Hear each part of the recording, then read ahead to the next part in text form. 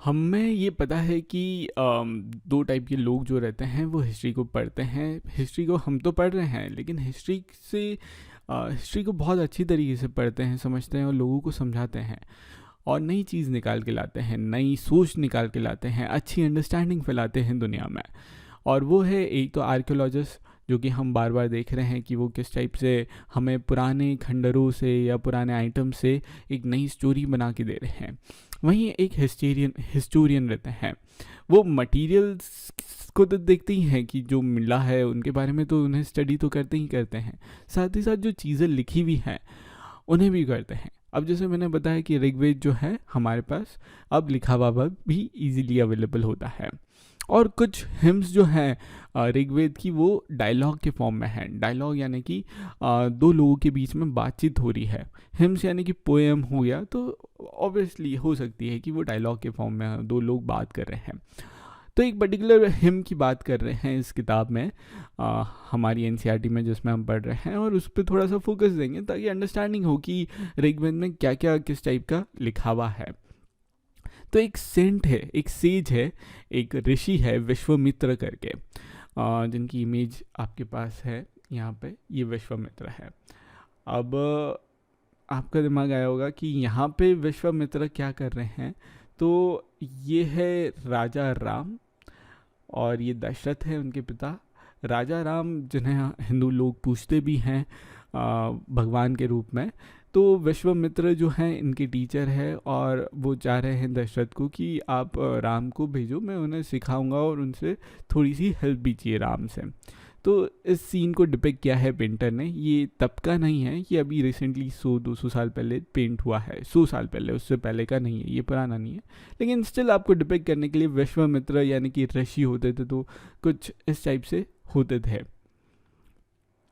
Now ये जो Saint है विश्वामित्र, ये ऋग्वेद में इनके बीच डायलॉग हो रहा है एक हीम में। एक हीम यानी कि एक पोएम में, एक भजन में, एक प्रेयर में, जो भी बोलना चाहे, लेकिन हम हीम ही बोलेंगे उसे।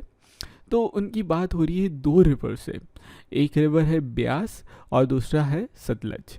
और इन रिवर्स को भी देवी के रूप में, गॉडेस के रूप में वर्शिप कर रहे हैं विश्वामित्र। और इसका डायलॉग हम 5 मिनट में पहुंच रहे हैं उस डायलॉग के में।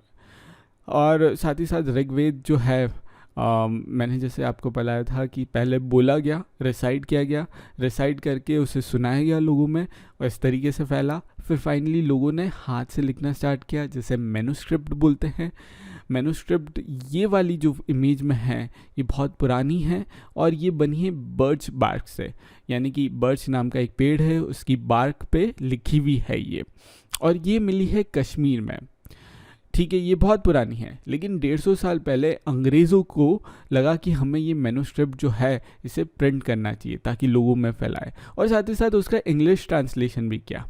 तो ये वाली मैन्युस्क्रिप्ट की कॉपी, बहुत सारे ऋग्वेद के वर्जन थे अलग अलग लोगों के पास, लेकिन इससे उठाया गया और इसको फिर प्रिंट किया गया और स्प्रेड किया गया। तो अगर आप इंटरनेट पे आप पढ़ें ऋग्वेद कहीं, तो आपको ये वाला वर्जन मिलेगा। और अब ये कहाँ पे प्रिजर्व्ड है? ये पुणे महाराष्ट्र में एक लाइब्रेरी में प्रिजर्व्ड है। ठीक है, अब मैं बात कर रहा था ना विश्वामित्र और रिवर्स के बीच में जो डायलॉग होता है, तो वो कैसे बात करते हैं आप देखिए कि कितना इंटरेस्टिंग रहता है। आपको इससे क्या समझ में आता है और किस तरीके से बात कर रहे हैं, उससे आपकी क्या सोच बनती है, आप देखिए।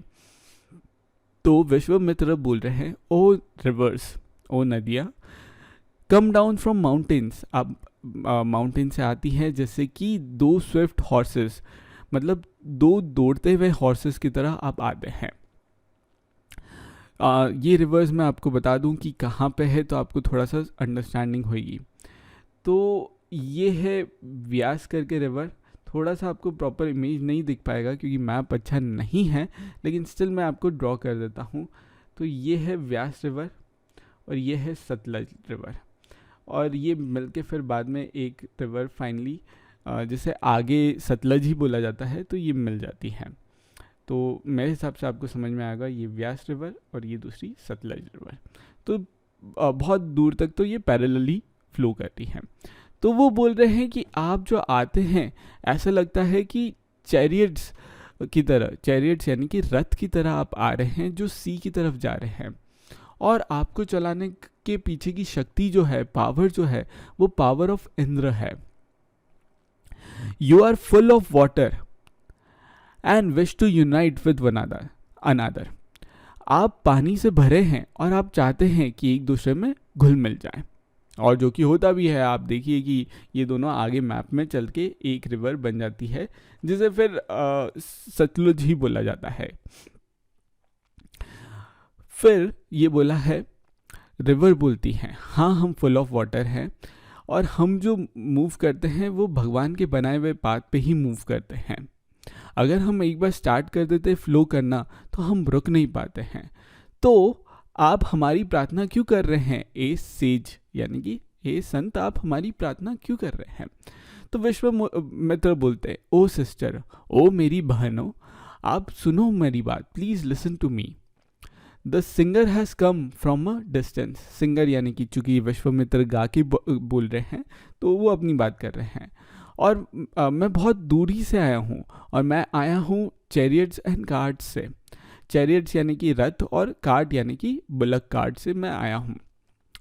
अब आप अपना वाटर अगर नहीं बढ़ाएंगे तो हम आपकी रिवर को इजीली क्रॉस कर पाएंगे. तो आप देख लीजिए कि पानी अगर ज़्यादा होता, इस इमेज में पानी अगर ज़्यादा होता तो ये क्रॉस करना इम्पॉसिबल हो जाता. तो वो बोल रहे हैं कि हमारे जो व्हील्स हैं उससे ऊपर पानी आप प्लीज़ मत बढ़ाइए. तो रिवर बोलती हैं, हम आपकी बात सुनेंगे, आप आराम से अपना ये रास्ता क्रॉस कर लो. अब आपने क्या सोचा है वो तो आप बाद में समझना. हिस्टोरियन क्या सोचते हैं और उन्होंने क्या पॉइंट आउट किया. वो बोलते हैं कि ये जो हिम है ये कंपोज की गई है उस एरिया में जहाँ पे ये रिवर फ्लो करती है. ऑब्वियसली कोई यूरोप में तो ये हिम कंपोज हुई नहीं होगी, ये यहीं होगी. और ये यहाँ कहाँ होगी, मैं थोड़ा सा बना देता हूँ इसके लिए प्रॉपरली. ये इस एरिया में हुई होगी जहाँ सतलज और व्यास फ्लो करते हैं. ठीक है, इस एरिया में कंपोज की होगी. कंपोज यानी कि क्रिएट की गई होगी. और ये क्या सजेस्ट कर रहे हैं, ये सजेस्ट कर रहे हैं कि सेज जो संत थे वो ऐसी सोसाइटी में रहते थे, मतलब उनके आसपास ऐसे लोग थे जहाँ पे हॉर्स और गाय का खूब वैल्यू किया जाता था. बिल्कुल, क्योंकि उस समय हॉर्स और काऊ ऐसा माना जाता था, मतलब ये बहुत वैल्यूएबल एनिमल्स थे जो हमें बहुत फ़ायदा पहुँचाते थे. ठीक है, और why the rivers are compare to horse and cows. और इसी कारण से ये रिवर्स जो है उससे कंपेयर किया गया है houses and horses and cows से. अब दूसरी रिवर भी मैं आपको बता देता हूँ. दूसरी रिवर भी जो रहती थी, जैसे कि इंडस हो गया और उसकी ट्रिब्यूटरीज हो गई. इंडस ये है जो कि आगे भी इंडस ही कही जाती है. इसमें बहुत सारी रिवर्स मिल जाती है बाद में, यानी कि सारी सतलज भी मिल जाएगी, रावी भी मिल जाएगी, और बाकी रिवर्स भी आपको इसमें ही मिल जाएगी. तो उसके बारे में बहुत सारी हिम्स में बोला गया है. मतलब आप देखिए कि ये वाला एरिया में जो रिवर्स आ रही है उनके बारे में बहुत बोला गया है. और ये भी बोला गया है, ये भी यहाँ पे किताब में लिखा है कि गंगा और यमुना जो है उनके बारे में ऋग्वेद में सिर्फ एक बार है. और गंगा यमुना कहाँ है, ये गंगा है, ये यमुना है, मतलब गंगा यमुना जो ये एरिया कवर करती है. तो इस एरिया के बारे में कम बोला गया है. ठीक है, इससे क्या पता चलता है, इससे ये पता चलता है कि ये एरिया जो रहता है यहाँ पे ऋग्वेद कंपोज किया होगा. ठीक है, और इस एरिया में ऋग्वेद जो है वो चला होगा, लेकिन ज़्यादातर यहाँ इस एरिया में इस एरिया की बात की गई है, इस एरिया की बात की गई है. ठीक है.